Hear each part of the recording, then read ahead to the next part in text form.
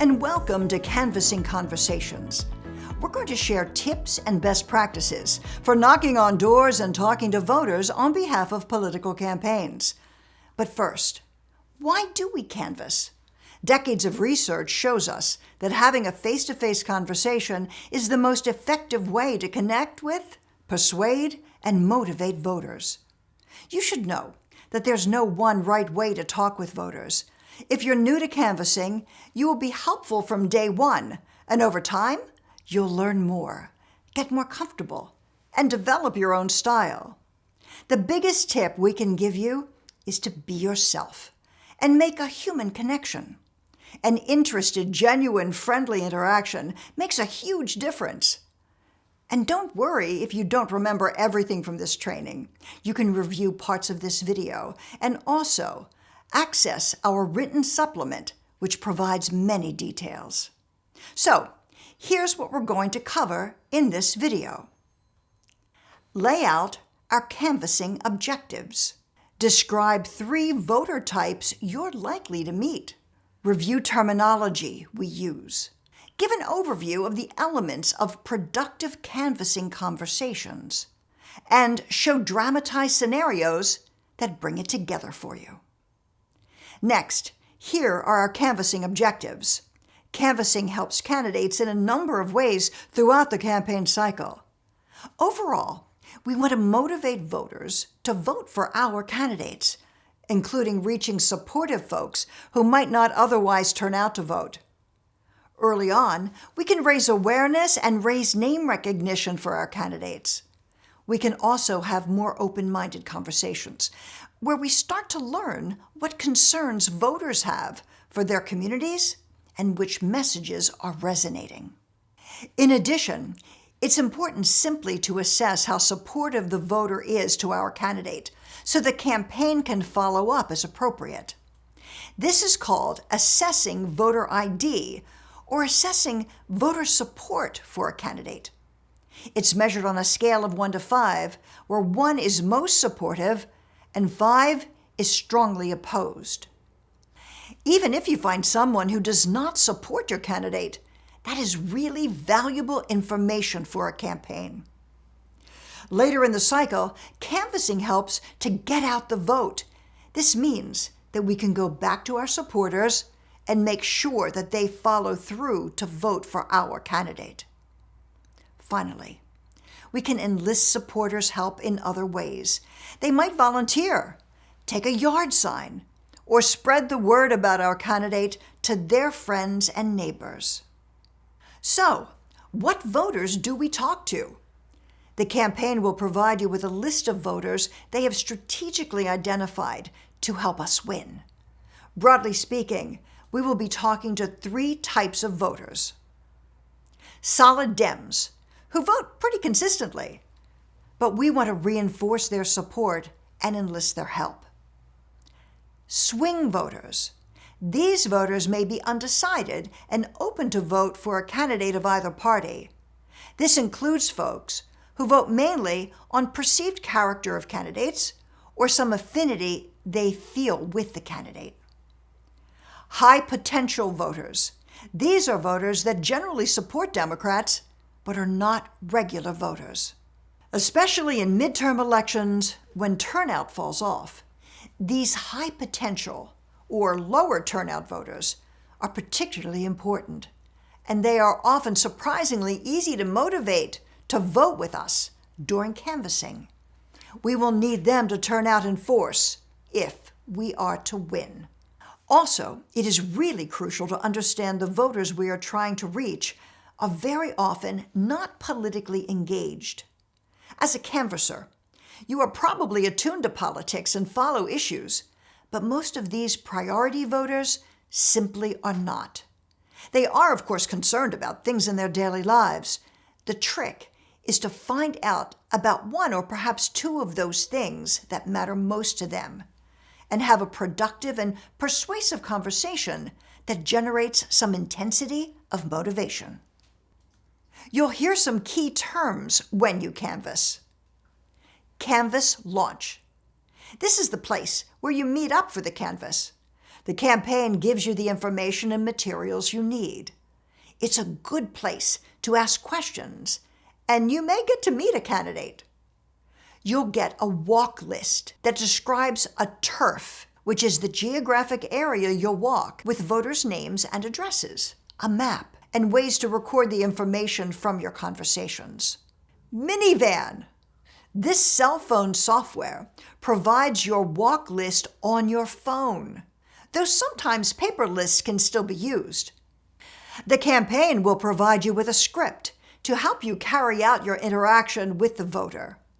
But the script is only a guide, since no script can cover the variety of voters and situations you will encounter. Instead, you should adapt the concepts and questions in the script to the specific voters you encounter and speak in your own voice. This will become easier the more you canvass. And campaigns provide printed literature, or lit. The lit will promote the candidates. You can then give that lit to the voters, or you can leave it at the door if no one's at home. You can learn a lot at the voter's door, even before you start talking to them. Review your walk list and check out the age, party preference, etc., about the voter or voters in that household. Look around for visual cues at the house. Are there bumper stickers on cars, yard signs, kids' bicycles, or other items that may clue you in on what the voter values? Here are the general elements of a conversation. Introduce yourself as a volunteer for the campaign. Use a short opening line that works for you and build rapport with the voter. Assess what kind of voter you're talking with. Are they following the election at all? Have they heard of our candidate? Do they seem supportive? The heart of the conversation. Draw out what matters to this person. Listen and ask with empathy and interest. Validate any concern and possibly share your own experience. Connect the voter's concern to our candidate. Make our candidate the solution. Ask for the voters' commitment to vote for our candidate, including asking their plan to vote, and listing further help from supporters. When we find supporters, we have an opportunity to ask them to volunteer, take a yard sign, or encourage their own networks to vote for our candidate. Now, here are some tips for a deeper, effective conversation. Persuasion is more about emotion and narrative than facts and data. We need to connect with what resonates with the voter. Building rapport is key. Nonverbal communication is just as important as what you say. Make eye contact. Smile and nod your head to show you're listening. Possibly compliment them on their yard or decor. Your warmth and positivity make a difference. Likewise, you can often start to assess things about the voter, including how supportive they may be. Listen actively and with empathy, and validate and explore their concerns to show you really understand. For example, can you please tell me more? I really get that. I hear what you're saying. Reflect back their concerns, for example, with a story about how that concern affected you and how you have that concern in common. For each of the common concerns that a voter might have, such as education or healthcare, it's very useful to have a short, persuasive nugget of core content that you can build on in the conversation. We'll be providing examples in this video and supplement. Describe how your candidate shares the voters' concerns and will work to address them. High potential voters are a special priority case. Many of the same concepts apply, but the focus shifts to rationales on why it is important for them to vote. Because they are generally very supportive, You can typically be very emphatic with them. We provide examples of that as well. While we're emphasizing rich conversations, we want to manage expectations about the experience at the door. Oftentimes, people simply do not answer. You can generally expect to speak with 15 to 25% of the voters on your list, and many voters may be in a hurry or otherwise not receptive. However, by using the techniques we have outlined, you will be able to maximize your time and connections. Let's put this information into action by showing some common scenarios at the doors. We'll start with a strong Democrat supporter. Hi, Mr. Johnson. Yes? Hi, my name is Joan Snow, and I'm a volunteer with the Democratic Party here in Cumberland County. And we're just reaching out today in the neighborhood just to talk to voters like you about the upcoming election. We're interested in hearing your thoughts. Have you been following the election? Yes, I'm a Democrat. I always vote, and I vote for all the Democrats. That's so great to hear, Mr. Johnson. Do you know about our candidate, Rose Davidson? Oh, yeah, and I really like her. Oh, I'm glad to hear that. We could use all the help we could get. Would you be interested in volunteering with us? Well, I would like to volunteer, but to be honest, I have way too much going on. Yeah, I totally understand that. Let me ask you this. Might you be willing to reach out to a few people you know to get them to vote or to register to vote?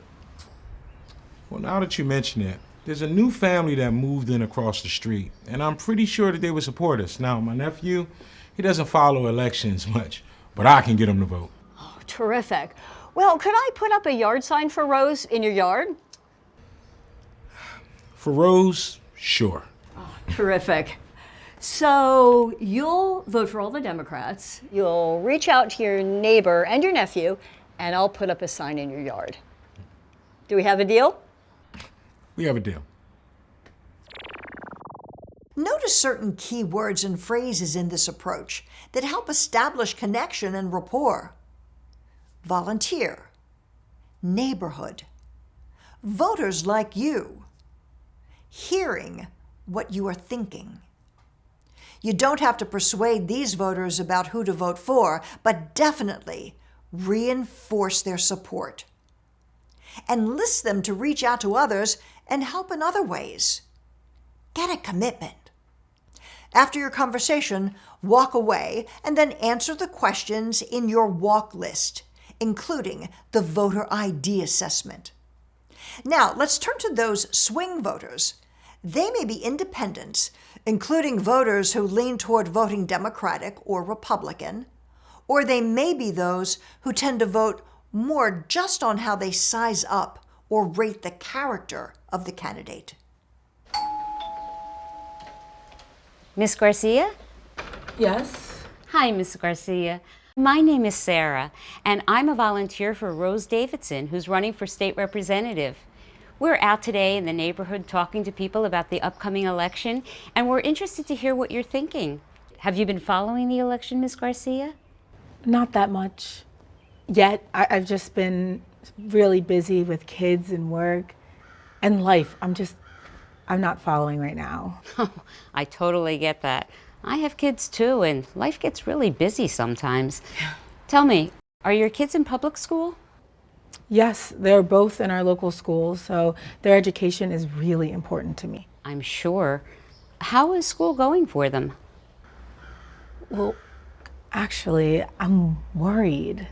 The class sizes, they're so large, and I hear a lot of the good teachers are leaving. Oh, I can really understand why you're concerned, Miss Garcia. My own granddaughter starts kindergarten next year, and I just want our schools to be a place where every kid can succeed. You know what? I went to public schools growing up, and I still remember some of my really great teachers. Yeah, I had some great teachers too. Honestly, Ms. Garcia, education is so important for our kids' future. But frankly, out-of-touch politicians in the legislature are just not supportive of our public schools. Instead, they support using our tax money to pay for private schools. But our candidate, Rose Davidson, Well, she is a real champion for hardworking families in so many ways. Rose strongly supports our schools.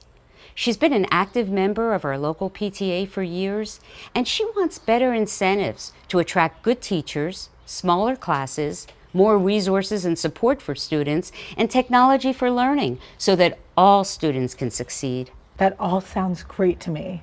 Okay, then. Based on what you've heard so far, does Rose sound like someone you might support in the upcoming election? I would say I am definitely leaning in that direction. I just want some time to think it over before making my mind up. Well, that's certainly fair enough, Ms. Garcia. I really do appreciate the time you've spent with me today. And why don't you take a look at the literature and feel free to contact the campaign if you have any questions. But in any case, please promise me that you will vote. Yes, definitely. Thanks, Ms. Garcia. Bye-bye. Here are some key points for swing voters. Try to find out an issue that is important to them if possible, though eliciting a specific issue is often not possible. Listen and explore to understand and validate their views. Connect with your own story and experience.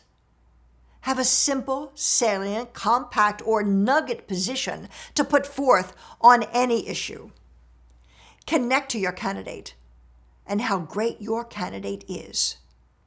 Try to get agreement. Don't expect to convince them in one conversation. Just moving them toward your candidate is very worthwhile. If they seem supportive, at least get a commitment to vote. Now, here's an example of another encounter with a somewhat different type of swing voter. Hi there. Are you Jackie Smith? Yes, that's me. Well, hi, Ms. Smith. My name is Sarah, and I'm a volunteer with Rose Davidson's campaign for state representative. We're out talking to folks today in the community about the upcoming election, and I'm wondering if you've heard about our wonderful candidate, Rose. The name sounds familiar, but to be honest, I haven't been paying much attention yet. I usually like to do my own research when it gets closer to the election. I totally understand that, and I really appreciate that you do your own research. Tell me, when you look at a candidate and decide who to vote for, what sorts of things help you decide one way or another? Is it a particular issue or something else? It's hard to say. I'm not really sure. I usually vote based on the person and not the party. Really, just if they have some character and are honest. I'm tired of all the fighting between the parties. I feel the exact same way. It's actually what drew me to Rose Davidson as a candidate. She's just a fantastic person who spent her whole life committed to public service. She doesn't have the typical politician's background because she's a nurse. She's a great listener. She's really smart. She really cares about other people. I think she brings a fresh perspective to our government. Actually, my best friend is a nurse. Well, then you already know that they're good people with the kind of values we need right now. I know you like to do your own research, but do you have any questions I can answer? Not really. I like what I've heard so far. I'll definitely look into her. That's great. There's more information in the literature, and Rose's website is right there at the bottom. You know, I really think she's the best for us. But in any case, please promise me that you will vote. Oh, I definitely will. Thank you. Great, thank you. Because having a set of crisp rationale nuggets ready for each common issue a voter might raise, we're going to show a couple of additional examples. When you look at a candidate and decide to vote, what sorts of things help you decide one way or another? Is it a particular issue or something else? I would say taxes. They just seem to be going up so much all the time. Yeah, I definitely get that. We work hard and we pay taxes on the money we earn. But the super rich and corporations, they just get away with paying really low taxes because of outrageous tax breaks and loopholes. It's maddening. Rose really believes in fairness. And she'll work hard to change our tax laws so that the super rich pay their fair share for the things we really need. Is it a particular issue or something else? I would say inflation. All the prices seem to be going up so much. Yes. Prices really are high right now, and believe me, I am feeling it for sure. But you know, a lot of companies are jacking up prices. claiming inflation, and then raking in record profits. We need regulation of price gouging so that these companies don't get away with it, and caps on prices for key life-saving drugs. Believe me, Rose is a regular working person. She really gets it, and she'll fight for those things. Now, we turn to the all-important high-potential voter. Let's assume you have done your introduction. I'm curious what you're thinking about our upcoming election, Ms. Fowler. You know, actually not that much. I tend only to vote sometimes, like in the elections for president. We had to get rid of Trump. Boy, I totally agree with you there. But you know, honestly, the elections this time around are just as important. And even though Trump is out of office, this year we have a lot of extremist MAGA Republicans running for important offices. And these folks are bent on ruining our country. Yes, we came together to win in 2020, but we especially need voters like you to turn out again this year, just to keep our country as we know it. Are there particular concerns that you have right now? No, not really. Okay, well, here's some information about some great Democrats who are running in November, and they share our values, and they're going to work really hard for us. Okay, I'll definitely take a look. And you know, many of these races can be decided by just a few hundred votes. So your vote really does matter. So can we count on your vote, Ms. Fowler? Sure, I'm up for it. Now, do I go to the same place to vote? Looks like the library on Church Street, right? Yes, that's it. And do you know what time you might go out to vote? Probably when I get off work at about 4 p.m. Okay. And is there anyone else you know that you can reach out to make sure that they're registered and that they vote? Well, I'll make sure my daughter is planning to vote, and I'll see if she'll go with me. Great. So you'll definitely vote for all the Democrats in November, and you'll reach out to your daughter. So do we have a deal? Definitely. Because reaching the high-potential voter can be so productive, we're going to show a couple of additional short segments of the rationales that can be effective with them. So, are there particular concerns that you have right now, Ms. Fowler? Well, I do care about things. I just haven't focused on it. Okay, but what is the most important thing that would motivate you to vote? I guess I would say healthcare. Oh, and is there something specific about healthcare that's concerning to you? Well, mainly the cost of my husband's medication. It's outrageous. I hear you, Ms. Fowler. I feel exactly the same way. My mom is diabetic, and paying for insulin has been a struggle at times. But these out-of-touch Republicans consistently fight against more affordable health care, and they take donations from big pharmaceutical companies. But our Democratic candidates are fighting to put a reasonable cap on the price of life-saving drugs like insulin and for affordable health care overall. So are there particular concerns that you have right now, Ms. Fowler? Well, I do care about things. I just haven't focused on it. Actually, the most important things that government does that affect you directly, schools, roads, public safety, healthcare, are mostly a matter for these local elections. So your vote really does matter. And when we come together, we win. These are the key points for a high-potential voter. This is the highest priority voter to reach, so take your time. Observe their body language carefully and assess how supportive they are. Generally, you may not need to get deep into specific issues, but it can be useful.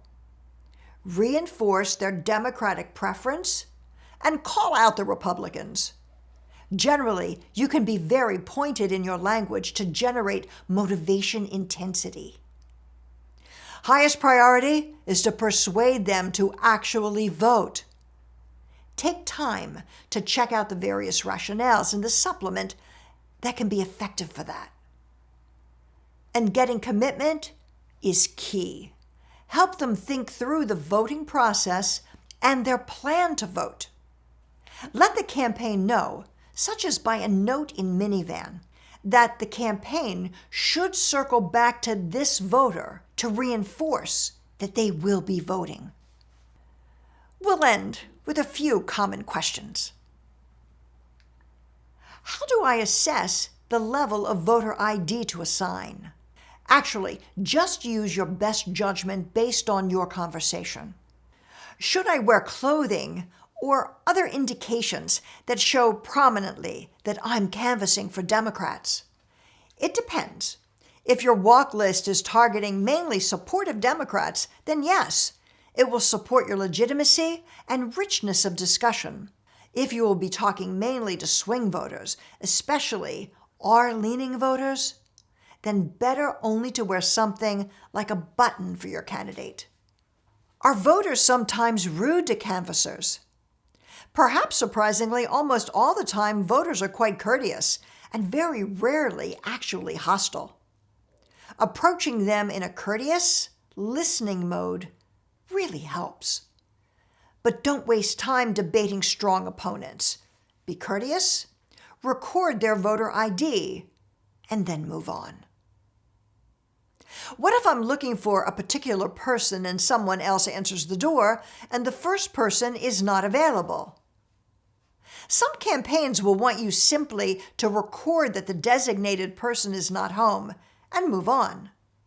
However, we recommend taking the opportunity to talk to any voter. Many of the most productive conversations are other voters, including ones you encounter on the street. What if the voter asks a question and I don't know the answer? You don't have to be a policy expert. If there's a question you can't answer, just be honest and say that you don't know, but you'll try to have the campaign follow up. Enter a note with the voter's question and request for the campaign to follow up. What if the voter says they're in a big hurry and can't talk? This is very common. First, you can say it will only take a couple of minutes and then proceed to key concepts. But if they won't allow even that much time, play it by ear to try to get in some quick concepts. Priorities would include providing the literature, connecting with your candidate, and if the information on the walk list and your reading of their body language indicates they are supportive, get a commitment that they will vote. Thank you so much for participating in this video. We recommend you practice some of the things that you've seen and read over the supplement materials, which you can reach directly from this video site and also on the link below. Again, don't worry about mastering everything at once. If you only can put just a few of the basic points into practice, you will make an important contribution. And together, we can win in November.